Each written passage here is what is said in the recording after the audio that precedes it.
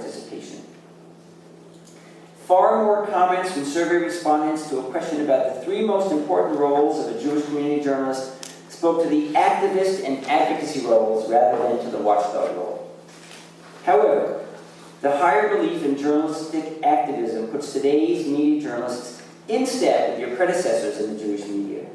As I mentioned briefly in the section on history, Jewish media have never been satisfied with being observers, but rather have preferred to fight the battles of the Jewish masses for the right to work and livelihoods.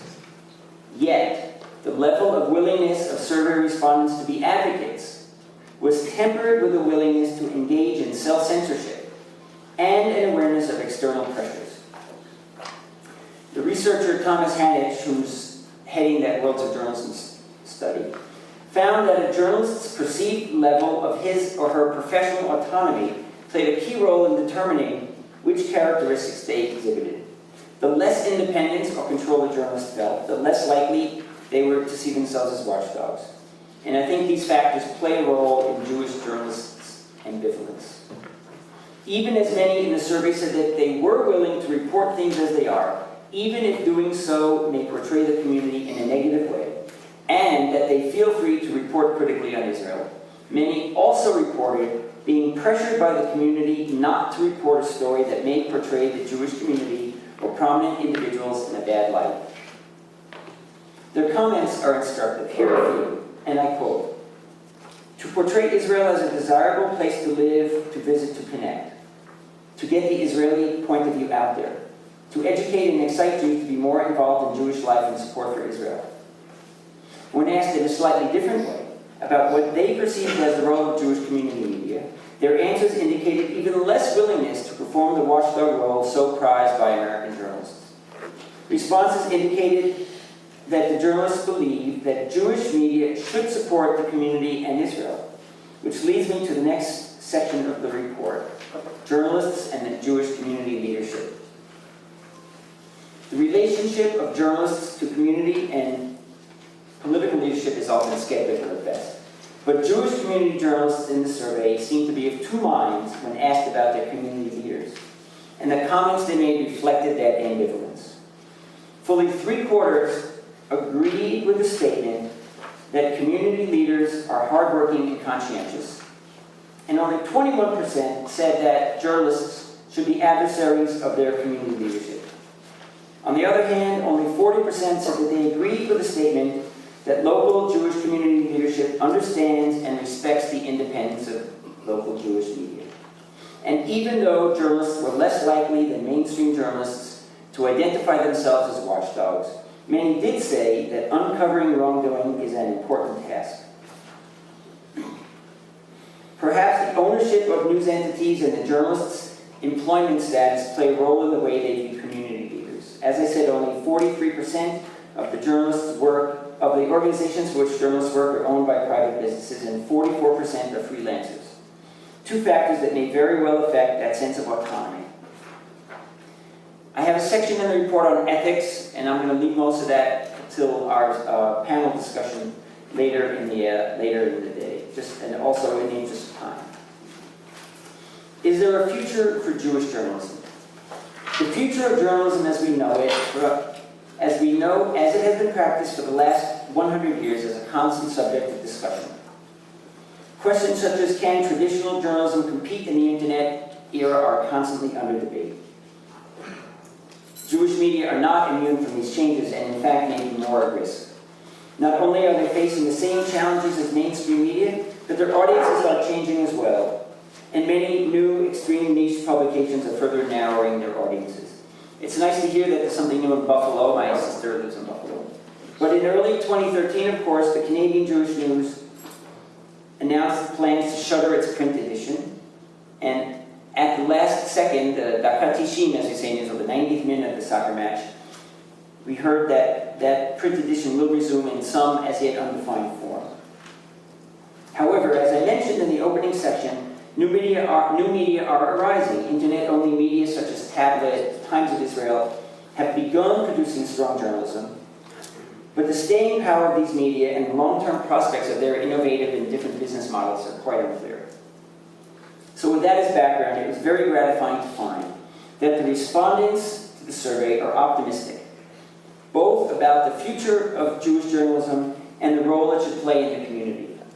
More than 60% said Jewish journalism has a strong future, and 90% believe that journalism can play an important role.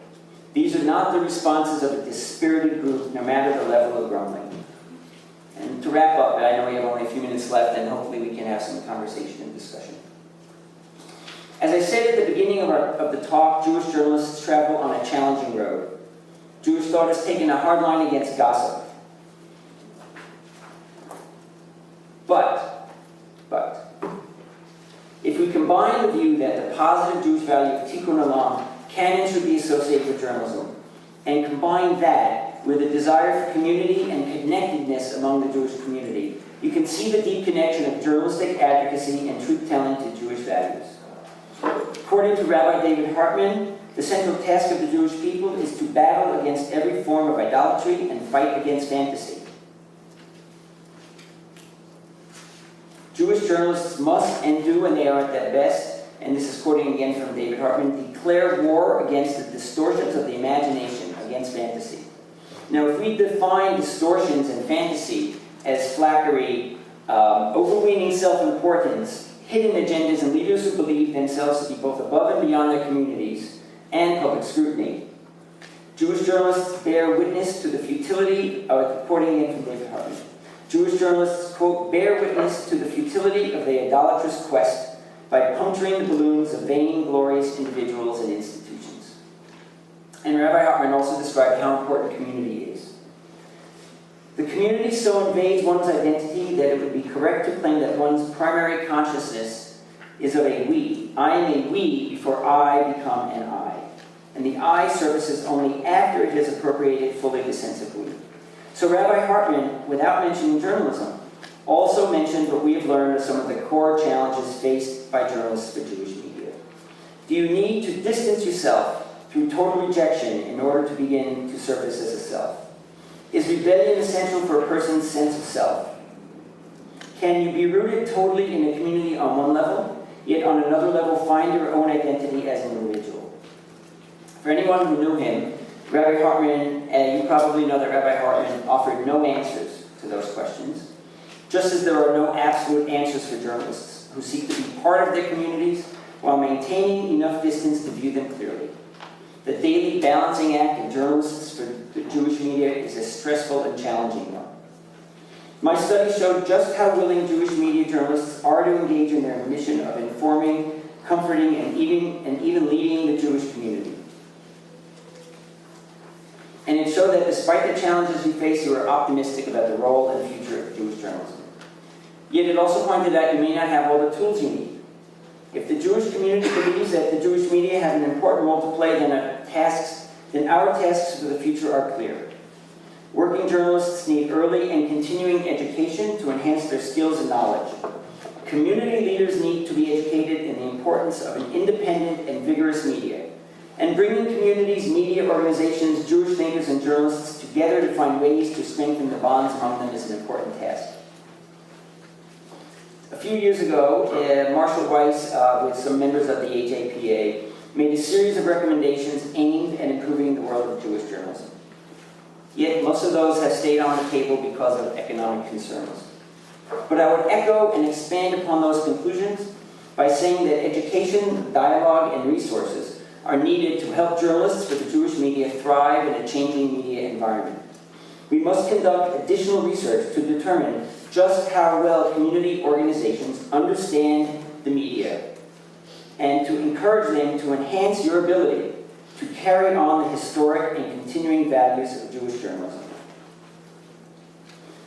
We must work with Jewish community leaders to educate them about the need for vigorous and independent Jewish media and to find ways to bring community leaders and journalists together in neutral settings.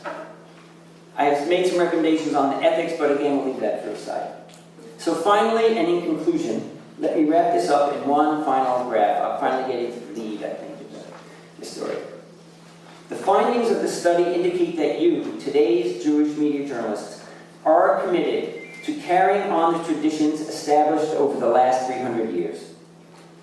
You are aware of and struggle with the challenges you face as you work within a changing environment. You know the work cannot be completed, but you also want to keep on doing it. And I applaud your determination. Thank you very much.